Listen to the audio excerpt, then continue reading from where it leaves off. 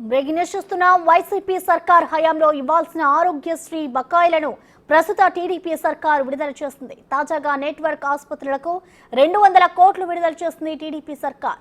ఎన్టీఆర్ వైద్య సేవా ట్రస్ట్ నుంచి ఆసుపత్రుల ఖాతాల్లోకి బిల్లుల చెల్లింపులు జరిగాయి.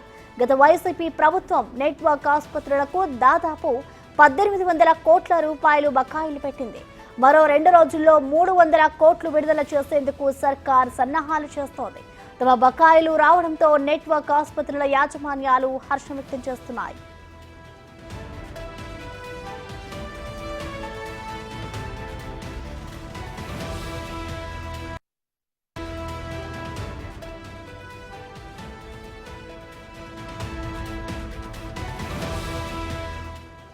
దీనిపై మరింత సమాచారాన్ని మా ప్రతినిధి శివ అందిస్తారు.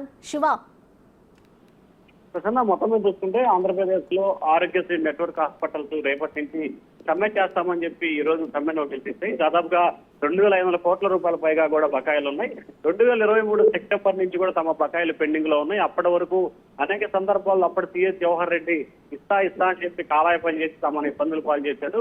కొత్త ప్రభుత్వం అయినా తమకి నిధులు ఇచ్చి ఆదుకోవాలని చెప్పి వారు డిమాండ్ చేశారు. ఒకవైపు ప్రభుత్వం చర్చలు జరుపుకునే ప్రయత్నం చేస్తా ఉన్నప్పటికీ నెట్వర్క్ హాస్పిటల్ మాత్రం ఏమాత్రం కూడా వినే పరిస్థితి కనిపించలేదు. తాజాగా నెట్వర్క్ హాస్పిటల్లో చేస్తున్న సమ్మెను దృష్టిలో పెట్టుకుని ప్రజల అవసరాల నేపథ్యంలో కూడా వారికి 500 కోట్ల రూపాయలు ఇవ్వాలని చెప్పి కూడా ఏపీ సర్కార్ నిర్ణయం తీసుకుంది. దానిలో భాగంగానే ఈ రోజు 200 కోట్ల రూపాయల నిధులను విడుదల చేసింది.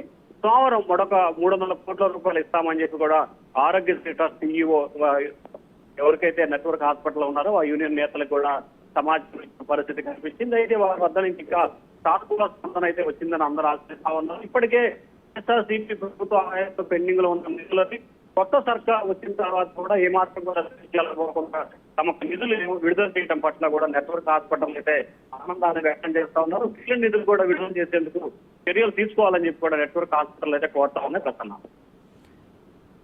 Right, thank you Shiva.